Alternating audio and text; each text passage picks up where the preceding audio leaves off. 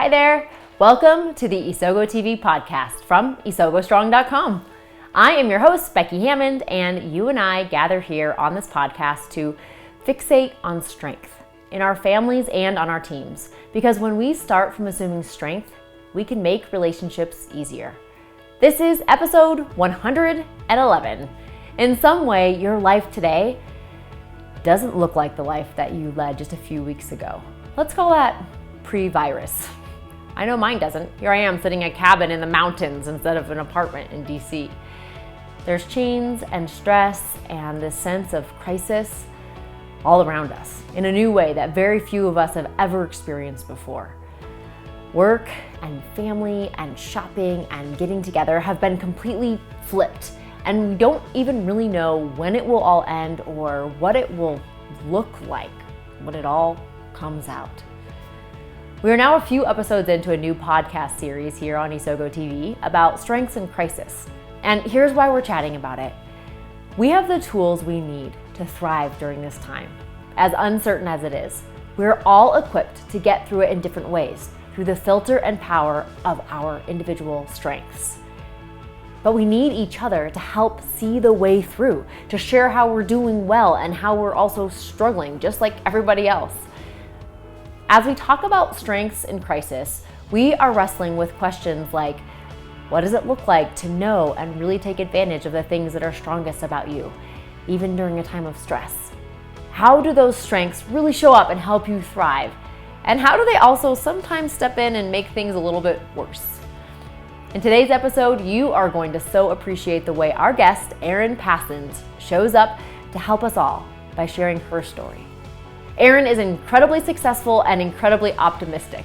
She's an expert in her field, and her work with leaders and teams is in high demand because her reviews of what it is like to work with her are like out of the park. Because she's so naturally successful, it's even more powerful as she opens up and shares a story of impact that goes beyond her business and into the core of who she is as a person. She shares with us what it looks like to dig into strength, to pull the positive out of a dreadful situation. What it's like when her strengths just aren't able to live in the energy that they usually do. And she helps us all see that it's okay to just let it all out sometimes. You guys, soak this in. Erin has a great story and a great message to share. So let's dive in. Well, hello. I am talking today with my friend and colleague and in some ways strengths consultant mentor, Erin Passons. Hi, Erin. Hi, Becky. Good to be with you today. Oh, I'm so excited. There's so many reasons why I love that we're having this conversation right now. The connectedness in me just like goes right back to that moment where we're sitting together for the first time at Tartine, and all of a sudden just like little sparks start flying because we both are thinking very similar things about what the strengths movement could look like in San Diego. And all of a sudden now you've been running the Strengths Network San Diego for over 6 years. I mean, this is an amazing moment crazy to think back on that. Yeah. I know. And that was such a magical moment too, that all those great ideas flying and what a powerful partnership was initiated in that cafe. So it's fun. It's fun to look back on that. Yeah, you're always there with us in spirit. I hope you know. Thank you. I do feel that. I still get the emails and I'm like, I don't know if you know, but I can't make it. You're like, yeah, I know you can't make it. And I'm like, I know, but I wish I could. Right. All good. You're there with us in some way. Yeah, that's right. Well, today it's exciting, especially for me, because we get to talk about the way that you live your life through your strengths. You not only live in strength, but you work that is your life's work. It's helping other people understand how they can be better communicators, better leaders, better teams. And you use all sorts of resources. And one of those is this foundation of, what if we just all started asking what's right with people? And so I'm excited to explore that today with you. The excitement kind of wanes a little bit when we talk about the crisis and kind of the situation and scenario in which we find ourselves talking about this, because we're going to be talking about strengths in crisis.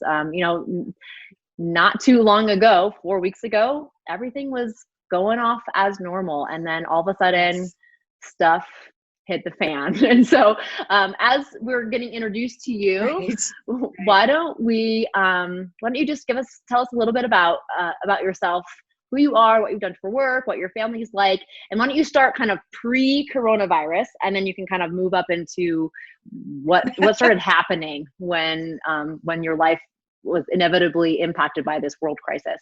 Yeah, thank you. It'll be good to share. I think it's so interesting to be reminded, as you just said, of this really only starting about 4 or 5 weeks ago for most of us. Certainly it started globally, a few months before that. But I mean, it's like, how is it possible that our whole world has been turned upside so quickly? That's the crazy thing, right? But let's see, so pre-COVID-19 worlds, and hopefully future as well. I am a leadership development consultant and executive coach based in San Diego. I've been in this business for going on 17 years, which is crazy to think about. It's so true what they say, that time flies when you're having fun, and I definitely think I'm in the right job for who I am and what my talents bring to the world. So I actually started this part of my career working for Gallup.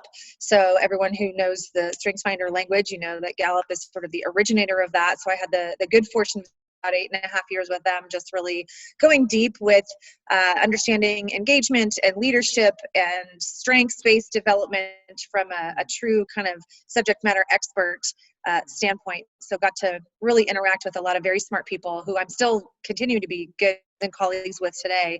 And then I left Gallup in 2011 and started my own practice. Did a little bit of work with Qualcomm here in San Diego, which is a big high-tech company. So got to spend some of that time building an internal infrastructure around strengths-based development, which was super fun. And then have continued to broaden my clients through small to mid-sized businesses all the way up to Fortune 500 companies. So I love the variety of that.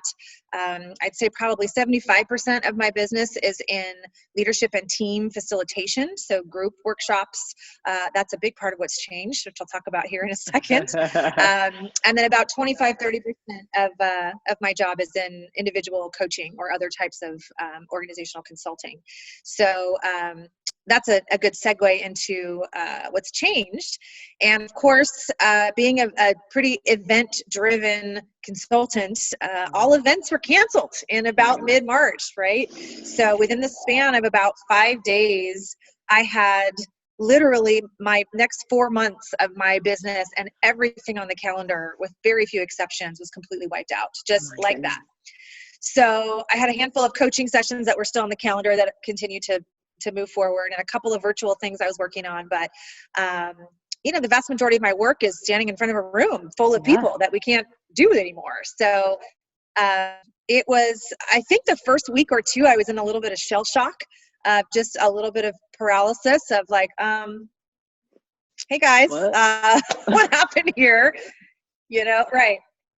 Right. So, so now just trying to figure it out, just trying to figure out how to pivot. I'm moving some things to a virtual experience. Other things are just being postponed, and I've got fingers and toes crossed that they all come back in the late summer or fall, and hopefully things get back to the new normal, whatever that is. But we'll see. There's a lot of uncertainty right now, so it gives me a bit of anxiety as we talk here shortly about my strengths. You'll see why that is. So, I mean, you're talking a little bit about all those things. I mean, I can't even imagine. I mean, I had a couple things cancel. I've been doing a lot virtually, but like all of a sudden you have a clear schedule for the next 4 months. I mean, what after you got through the haze, what did you start kind of experiencing in your psyche?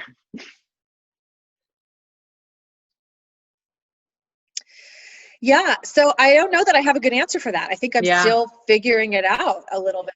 I think, some stuff. So I teach a StrengthsFinder train the trainer session 4 times a year. That's kind of open to the public. And it's one of the only programs I do that's sort of an open enrollment type session that I market to all my clients. And it's always an interesting mix of people.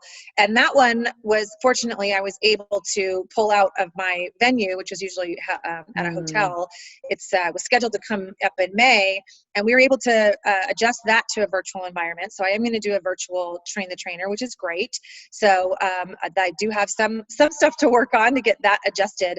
But there's a lot of stuff that honestly, those that were driven by clients that, they were going to fly people in from all over the place to a particular event. And now we have to think about, is it even possible to do it virtually? Do we want to do it virtually?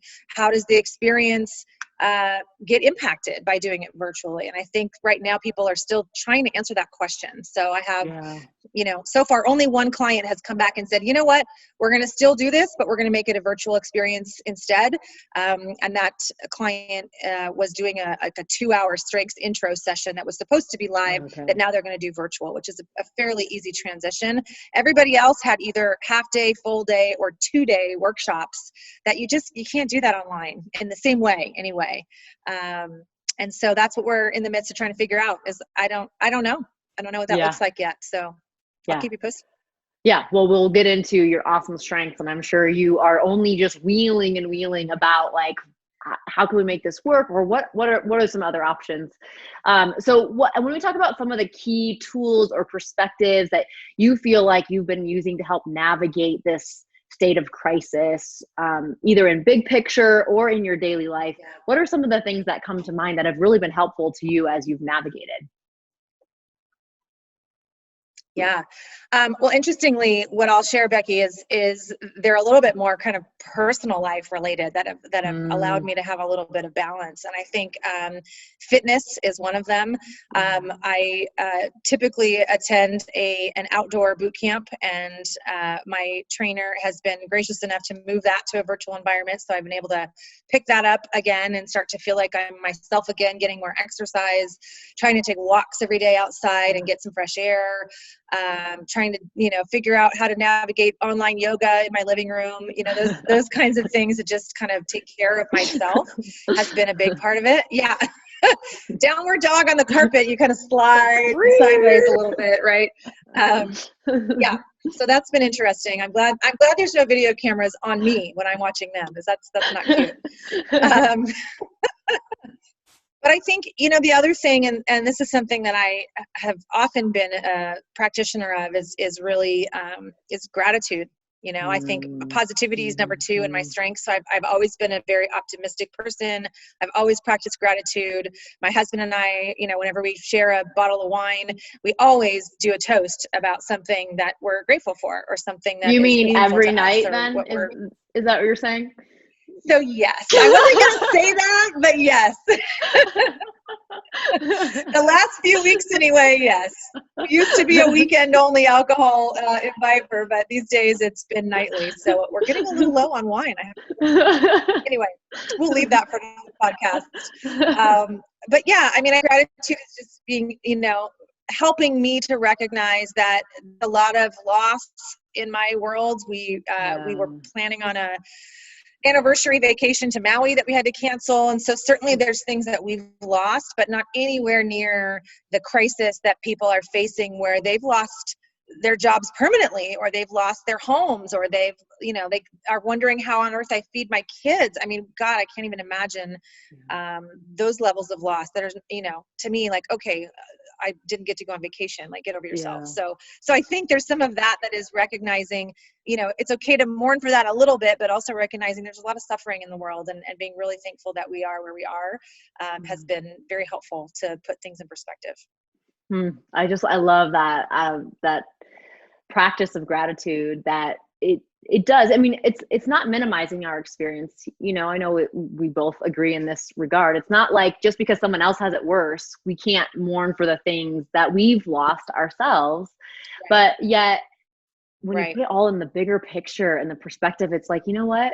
I'm so glad that I have my husband to walk down the streets of San Diego with, this beautiful weather, like all the things, a million things I'm sure that you could possibly list, even though your life is legitimately in crisis as well. Like this is unprecedented in your personal life. And that's not something to say, well, I'm going to brush that underneath the rug just because other people are suffering in a different way. So yes, gratitude just feels like, man, such an important part of our mindfulness in some ways. I know that you've done work in mindfulness and you have friends that have done work in mindfulness. Like what an amazing place to practice this. Like we think we can just do it in our everyday life when things are going hunky dory, right? But then the discipline to practice mindfulness and gratefulness in a time where it just feels like there's not as much to be grateful for and our mind keeps wandering to all these other things. That's such an important tool. Yes, absolutely. Yeah. So let's talk about the role of your strengths. I know that it's something that you kind of almost probably live and breathe without even thinking about it these days because you've been living your strengths for 17 plus years. So as you kind of think about first of all, why don't you share your top 5 strengths? And actually, I don't want to limit you to whatever your strengths are most important to you, your dominant strengths are most important to you. Why don't you list those out? And then maybe start to give us an idea of how you feel like your strengths have been helpful navigating the past few weeks, and maybe even giving us a specific example. Yeah. So thank you for asking. So my top 5 are strategic, positivity, woo, relator, and communication. And then I would say I own several in my top 10, probably more specifically futuristic and arranger, that definitely play into some of my others in my top 5. And let's see, how they've been helpful. I think, sadly, even with positivity, what comes to mind first is how they've been getting in my way. But let me think about how they've been helpful. I do think that my strategic and arranger have been, like you mentioned earlier, kind of consistently spinning about trying to find options and angles and what could I do, or how might I navigate through this, or what is my next move and what's my next move after that. And I think that's a dual-edged sword because it's also been a challenge because I don't have an answer to those things always. And I usually do. And so that's been tough, but it's allowed me to kind of continue to persevere. I think probably more than anything, if I had to say something positive, besides the positivity I sort of already mentioned with the gratitude piece, I think it's the relator side of things, of just really cherishing my long-standing relationships. I have a friend in Europe, for example, who I used to work with at Gallup, and she and I stayed friends. And we don't get to talk very often because she lives a world away. And we started these bi-weekly Zoom calls where we get to catch up on what's going on, and it feels like it did when we were living in the same city and working together on a regular basis. And it feels like we can connect about things in ways that we haven't been able to for years. And so things like that, there are several examples of different groups of friends I could point to where I've had that experience where we're not necessarily regular chatty friends in that way anymore, maybe every now and then or a couple times a year. But now to get to a place where it's like once or twice a month, I mean, that's a gift now that we have time for that. So I think my relator's really kicking in on, making those connections and prioritizing, the conversations that we're having. So it's good. Yeah. And so do you feel like those connections, you feel like you're intentionally kind of seeking out those connections because you know intuitively that those are going to be the things that kind of help you cope, help you have more peace, help you kind of feel a little bit more settled? Or is it just because you have more space in your schedule, or kind of what do you feel like is driving that? Yeah, that's a good question. I think it's both. I think certainly having more time in the schedule allows me to even have the mental space to think about, like, who have I not talked to lately? Who do I want to connect with? And who helps me feel grounded in this crazy time, right? So I do think there is something to be said for having more time in the calendar, right? It gives me more mental space. And so I think it allows me to think a little bigger or a little differently, which is always a good thing. Yeah. So we, on to every beautiful side of the coin or the gem, there's also oftentimes the opposite side of it. And I think we would be remiss to think, I've been talking with a few friends recently, like we don't want it to seem like just because we know our strengths, we have it all together, we have these tools, like it's great. All I do is I lean into that positivity strength and I'm good, right? Like that's not really the realistic way of how it looks when we're living through strength, when we're really trying to be authentic in it. And so, if you could give us an example, if you don't mind sharing, where have you seen an instance where a strength of yours has kind of maybe taken the opposite effect or had the opposite effect on you? Like it hasn't given you that peace or that hope or that excitement for maybe what's ahead, or even appreciating the moment, where it's kind of hindered you in some way. Yeah, no, definitely. There's two that come to mind for me, and the first one is woo. I know, I've talked to my other woo brothers and sisters out there who are also feeling this pain of just, especially now in California, we have the mandate from our region that we need to wear the face masks as well. So I can't even smile at a neighbor because they can't see me, right, when I'm out on a walk out there outside. So yeah, it's like, how do I creepy widen my eyes? I look like a crazy person, but yeah. So I think just that connection, whether it's people I know or just people in my neighborhood that I recognize and wave to on a regular basis, like that feels very hollow right now for sure. And what I think it's led me to your point about examples, is this interest kind of self-isolation. It's almost like if I can't be out there, then I'm just going to sort of retreat, right? Like I have moments where I connect with my relator friends and all of that. But I'm finding it really hard, like marketing, for example. I'm always fairly good at marketing, and I've been in sales for a long time before I got into consulting and coaching. So that's never been an issue to reach out to new people or to kind of, connect or build early client or prospect relationships. And I am really struggling with that right now. I just, the energy that it takes to sort of rustle up that woo is not there the way that it used to be. And I assume that it's because of everything that's going on. I think woo is one of those things that needs to be, fed. And when it's not fed, it sort of shrivels up a little bit, hopefully temporarily. But I'm so definitely feeling that. And then the other thing I would say, and I alluded to this earlier, is my strategic's number 1, and then arranger's number 7.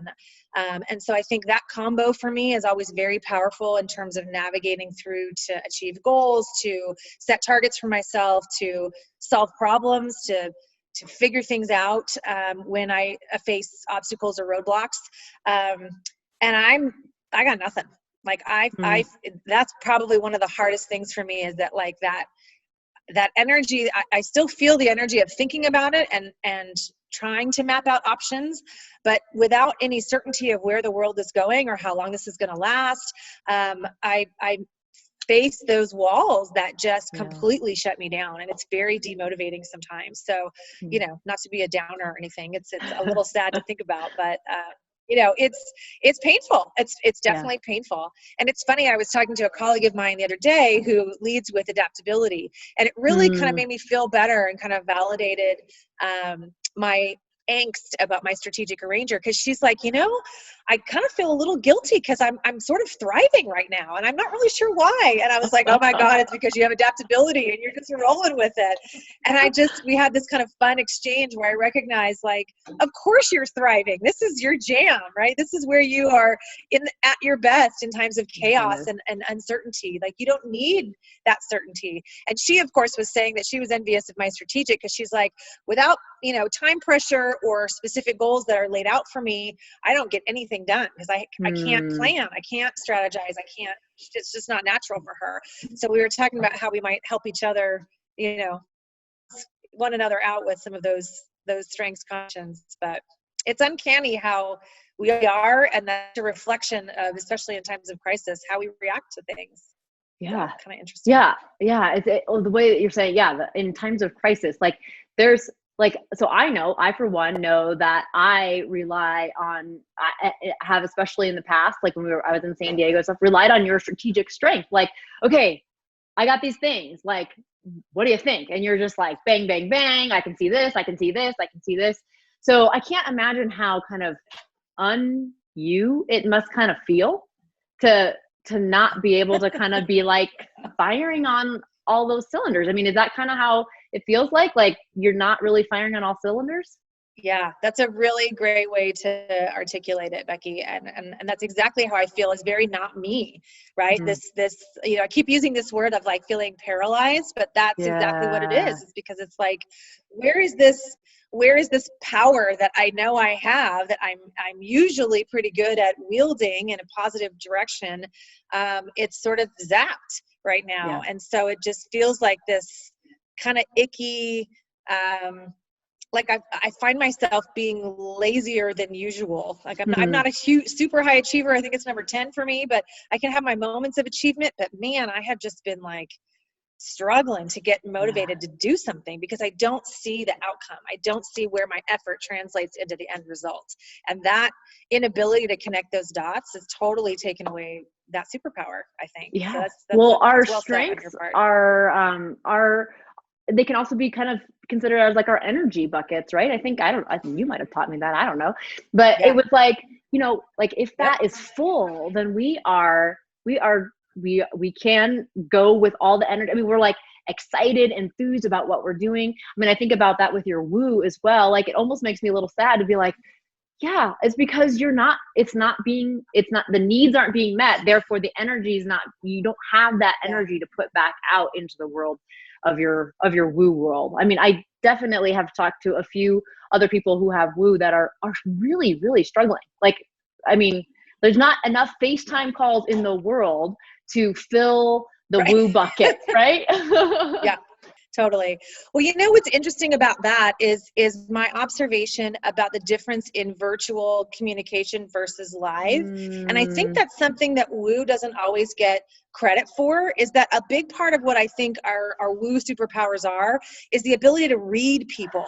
There's like an energy or mm, a vibe that you get when you're in a room of people. love And as a that. facilitator and a coach, I think I'm pretty good at that, of kind of recognizing Totally. where's the group energy and how do I kind of flex to meet where they're at. Do they need an interactive exercise? Everybody needs to stand up and move around. Is it time for them to have some more quiet time where they're writing and thinking? Like that ability to read the room is very difficult to do on an online platform, especially when you're not on video.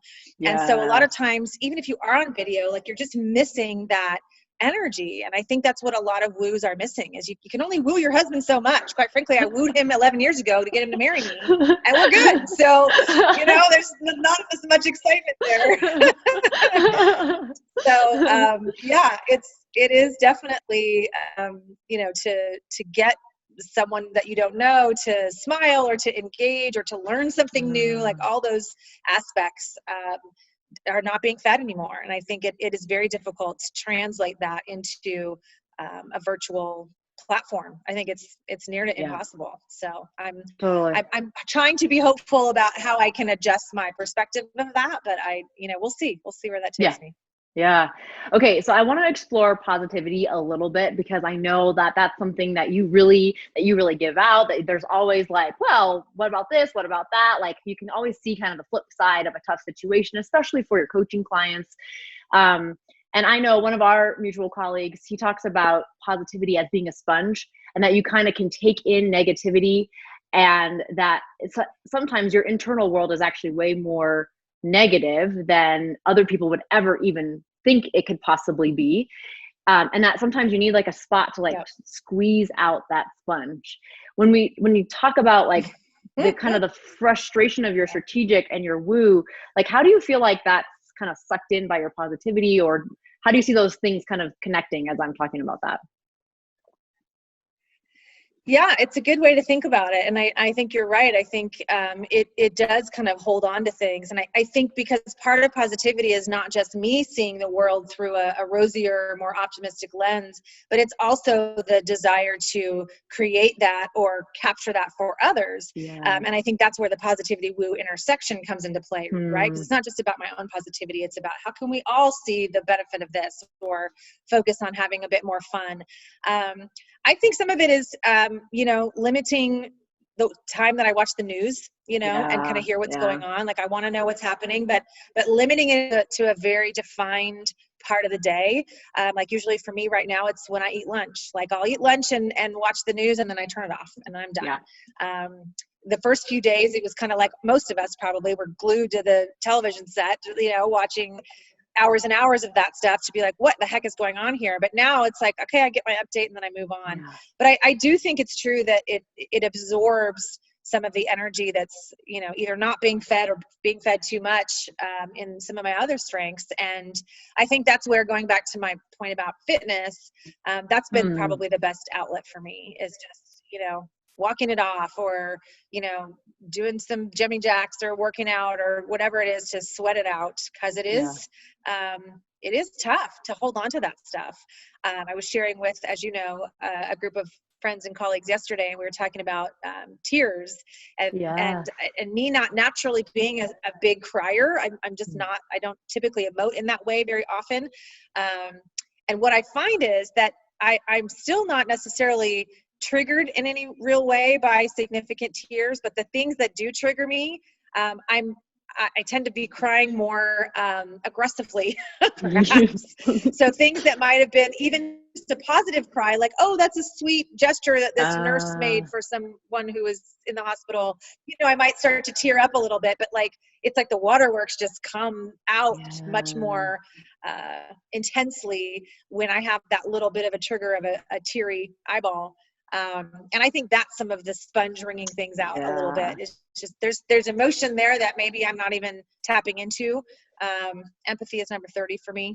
So I probably don't tap into that as much as others do, certainly, but it's in there, right? It's happening. And so I think trying to find ways to maybe intentionally wring it out is probably a good idea. So thanks for that tip. No, that's, I didn't, yesterday when we were talking about this with the group, I didn't put that together, but I think you're really right. Like you're not just taking on like your experience in your positivity, right? You're taking on kind of like, well, that's kind of negative and that's kind of negative from out there. And you're like holding it. Like, I mean, it's like, it's the power of that strength, right? Like, cause then you can reflect out the positive, but yet this is crisis. This is not normal time where you can just like kind of wring it out here, wring it out there. It's like, it's gonna, when it comes, it's gonna come. And I mean, the beauty of it is that you know that that's okay. Like that's part of your strength, being set free to continue to be the positive, you know, strength and person that you are.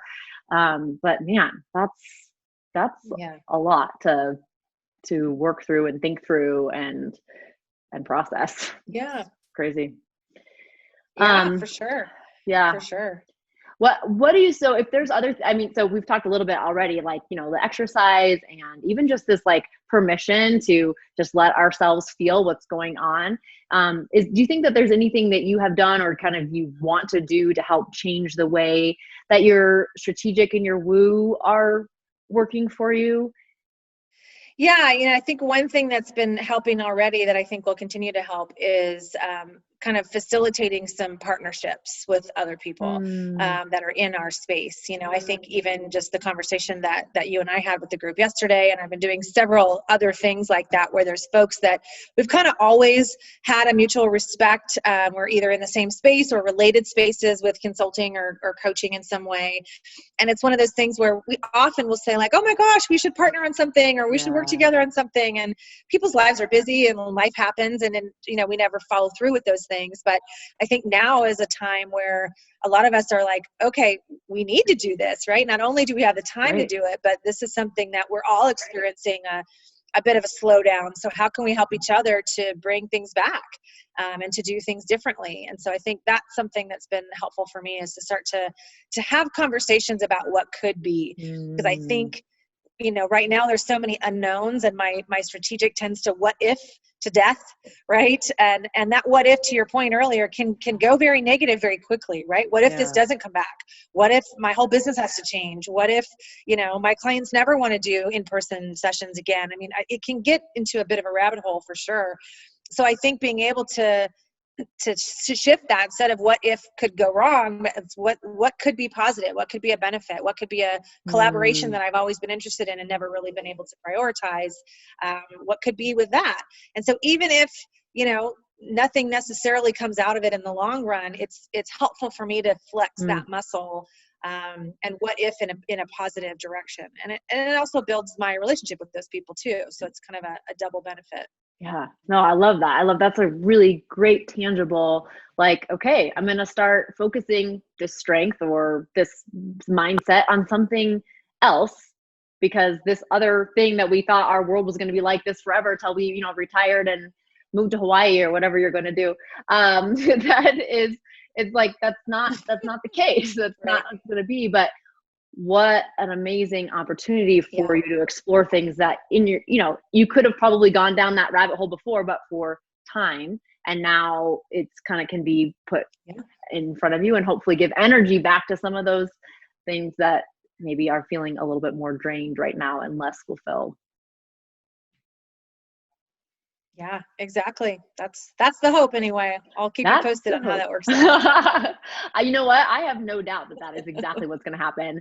Erin Passons is going to create something amazing, and she's going to look back at this time and be like, yeah, that's because I was stuck back there in that COVID life and no one let me leave my house for 2 months. And so I had to figure something out, and you did, and you will. So that will be exciting what you come up with. Well, as we close today, I'm just wondering what advice or encouragement you might have to another maybe business owner or a leader who's just kind of feeling overwhelmed right now, feeling drained, even drained by their own talents. How would you encourage them, or what advice would you give to them? Yeah, it's a great question. And I think honestly, it's letting ourselves feel that way. It's letting ourselves be frustrated, right? It's letting ourselves recognize that if I'm feeling unmotivated, take the day off, right? Yeah. Like it's this pressure I think we often put on ourselves to just, okay, I have all this time, I should write a book. I've been wanting to write a book. It's time to write the book. Like, I don't have the mental space right now to write the book.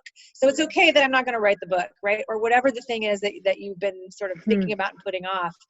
I think there's this pressure that we all have had historically to be productive during times of slow periods, right? Unless there's some other excuse. If we're on vacation, give ourselves that. If it's the holidays, we tend to give ourselves that.